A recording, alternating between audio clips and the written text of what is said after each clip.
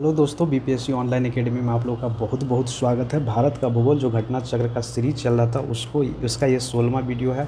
और इसमें हम लोग अफवाह तंत्र के बारे में, जो पहला हम लोग गंगा देख लिए थे, अब हम लोग ब्रह्मपुत्र नदी के बारे में पढ़ेंगे और उसी का एमसीक्यू लेके कुछ डॉट हम लोग क्लियर करने का कोशिश करेंगे, ताकि आने वाले परीक्षाओं में जो 67th बीपीएससी या 68th बीपीएससी परीक्षा है उसके पॉइंट ऑफ व्यू से चीज़ें क्लियर हो।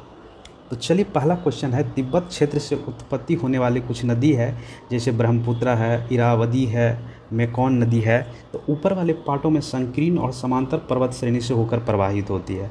ब्रह्मपुत्र नदी भारत में प्रवेश से पूर्व एक यू टर्न लेती है। यह यू टर्न क्यों बनता है? तो इसका आंसर हो जाएगा बी। क्यों बनता?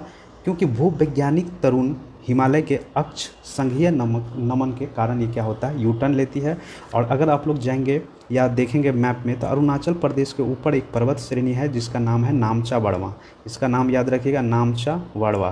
तो नामचा वड़वा से टकरा के ये नदी इंडिया के तरफ या भारत की तरफ मुड़ जाती है, जो अरुणाचल प्रदेश में प्रवेश करती है। जब अरुणाचल प्रदेश में ये प्रवेश करती है तो इसका नाम होता है दिहांग। उसके बाद ये एंट्री करती है असम में, तो असम में इसका नाम होता है ब्रह्मपुत्र होता है।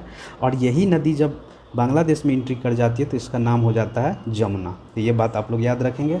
और जमुना जो जब गंगा एंट्री करती है तो उसका नाम होता है पद्मा। तो जमुना और पद्मा जब मिलती है तो दोनों मिलके मेघना नदी बनता है, और मेघना नदी के नाम से ही बंगाल की खाड़ी में ये नदियाँ मिल जाती है। अगला क्वेश्चन है, भारत में यारलुंग जांगबो नदी को किस नाम से जाना जाता है? तो देखिए, ये जंगली नहीं है, ये जांगबो है, तो थोड़ा इसको सही कर लीजिएगा। तो भारत में यारलुंग जांगबो नदी को किस नाम से जाना जाता है? तो ये ब्रह्मपुत्रा के नाम से जाना जाता है। जैसे कि आप जानते हैं कि तिब्बत क्षेत्र में जब इसकी उत्पत्ति होती है तब इसका नाम होता है यारलुंग जांगबो, जो आगे चल के तिब्बत क्षेत्र में इसको सैंगपो के नाम से भी जानते हैं। और अरुणाचल प्रदेश में जब एंट्री होती है तो इसका नाम होता है दिहांग। और जब असम में एंट्री होती है तो इसका नाम होता है ब्रह्मपुत्रा, और जब बांग्लादेश में एंट्री होती है तब इसका नाम होता है जमुना। तो ये सारी बातें आप लोग याद रखेंगे। अगला क्वेश्चन है, तिब्बत में मानसरोवर झील के पास से जिन नदियों का उद्गम स्रोत है वह कौन है? तो देखिए, तिब्बत क्षेत्र के मानसरोवर झील के पास से जो नदियों का उद्गम होता है तो उसमें ब्रह्मपुत्रा भी है, सतलज भी है और सिंधु नदी है, और उपयुक्त में से सभी। तो सही आंसर क्या हो जाएगा? उपयुक्त में से सभी। जैसे देखिए, ये अगर मानसरोवर झील है तो यहाँ से ब्रह्मपुत्रा नदी निकलेगी और यहाँ से सिंधु नदी निकलेगी और बाकी इधर से सतलज नदी निकलेगी। तो ये याद रखिएगा आप लोग, ठीक है। चलिए, अगला क्वेश्चन है, निम्नलिखित नदियों पर विचार कीजिए और उपयुक्त में से कौन सी अरुणाचल प्रदेश से होकर बहती है, ये आपको बताना है। नदी है आपका बराक नदी, लोहित नदी, या नदी होगा लोहित नदी, सुबनसिरी नदी। तो इसमें से कौन सी नदी अरुणाचल प्रदेश में बहती है? तो वो है कौन? 2 और 3, लोहित और सुबनसिरी नदी ही कहाँ पे? अरुणाचल प्रदेश राज्य में बहती है, ठीक। तो ये आपको याद रखना है। बैरक नदी मणिपुर पहाड़ी से निकल मणिपुर, मिजोरम और असम से बहती हुई बांग्लादेश में प्रवेश करती है। तो याद रखिएगा, बैरक नदी कहाँ पे? मणिपुर से निकलती है, मणिपुर से निकलती है, ठीक है। मिजोरम होते हुए असम में पहुंचती है और असम में पहुंचने के बाद ये बांग्लादेश में एंट्री कर जाती है। तो अरुणाचल प्रदेश में बहने वाली नदी कौन सी है? लोहित नदी और सुबनसिरी नदी। सही आंसर कौन हो जाएगा? बी। 5 नंबर क्वेश्चन है, मानस नदी किस नदी की उपनदी है या सहायक नदी है? तो मानस नदी जो है ब्रह्मपुत्रा नदी की एक सहायक नदी है, ठीक, जो कि असम में बहती है। 6 नंबर क्वेश्चन है, ब्रह्मपुत्र नदी तिब्बत में किस नाम से जाना जाता है?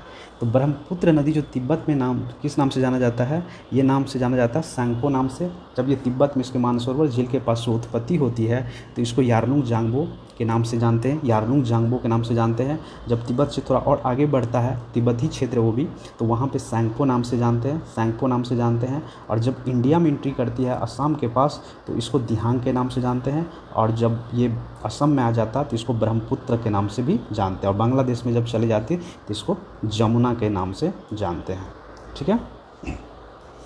चलिए, अगला क्वेश्चन है 7 नंबर, निम्नलिखित में से ब्रह्मपुत्र नदी का बहाव क्षेत्र है। तो देखिए, ब्रह्मपुत्र नदी का जो बहाव क्षेत्र है कहाँ से आती है? तिब्बत क्षेत्र से उत्पत्ति होती है, नामचा बड़वा में टकरा के, यहाँ पे अरुणाचल प्रदेश के ऊपर नामचा बड़वा है, तो पहला तो तिब्बत हो गया, दूसरा हो गया इंडिया, तो इंडिया में आता है, अरुणाचल प्रदेश में एंट्री करती है, यहाँ पे इसका नाम क्या होगा? तो इसका नाम होता है दिहांग, और जब ये असम में आता है तो इसका नाम हो जाता है ब्रह्मपुत्र, और बांग्लादेश में आती है। तो कौन सा ऑप्शन हो गया? तिब्बत, बांग्लादेश एवं भारत, ये 3 जगहों से बहती है। चलिए अगला क्वेश्चन है 8 नंबर, निम्नलिखित में से कौन सी ब्रह्मपुत्र की सहायक नदी है? नहीं है। तो इसमें से कौन ऐसी नदी है जो ब्रह्मपुत्र नदी की सहायक नदी नहीं है? तो देखिए दिबांग, मेकोंग एंड लोहित। ये देखिए इसका जो सही आंसर हो जाएगा ये हो जाएगा डी, इसमें से कोई भी नहीं। तो क्या है? इसमें से कोई भी नदी जो है ब्रह्मपुत्र नदी की सहायक नदी नहीं है। ठीक है, चलिए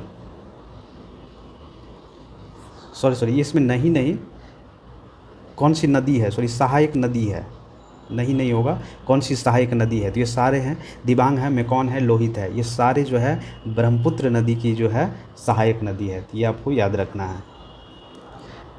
अगला क्वेश्चन है, तित्सा नदी के संदर्भ में निम्नलिखित कथनों पर विचार कीजिए, उपयुक्त कथनों में से कौन सा सही है, उत्तर दीजिए। तो देखिए 9 नंबर का सही आंसर है ओनली 2 यानी बी। तो देखिए तित्सा नदी का उद्गम वही है जो ब्रह्मपुत्रा का है, लेकिन यह सिक्किम में होकर बहती है, तो बिल्कुल नहीं, ये पहला तो नहीं होगा, क्योंकि ब्रह्मपुत्र नदी कहाँ से? मानसरोवर झील के पास से निकलती है, वहीं तित्सा नदी कहाँ से? सिक्किम के आसपास से निकलती है, तो पहला तो गलत हो गया। रंगीत नदी की उत्पत्ति सिक्किम में होती है और यह तित्सा नदी की सहायक नदी है, तो बिल्कुल एक रंगीत नदी एक छोटी सी नदी है जो तित्सा नदी की सहायक नदी है। तीसरा है, तित्सा नदी भारत एवं बांग्लादेश की सीमा पर बंगाल की खाड़ी में जा मिलती है, तो नहीं, तो ये जाके ब्रह्मपुत्रा नदी में मिलती है। पहले ये नदी गंगा नदी में मिलती थी और अब जो है ये जाके ब्रह्मपुत्रा नदी में मिलती है। तो देखिए एक होता है ट्रिब्यूटरी होता है कि जो किसी नदी में जाके मिल जाए तो उसको ट्रिब्यूटरी कहा जाता है, और जब एक नदी 2 भागों में बंट जाती है तो उसको डिस्ट्रीब्यूटरी कहा जाता है। ठीक है, चलिए अगला क्वेश्चन है, निम्नलिखित नदियों में से किनके स्रोत बिंदु लगभग एक ही है?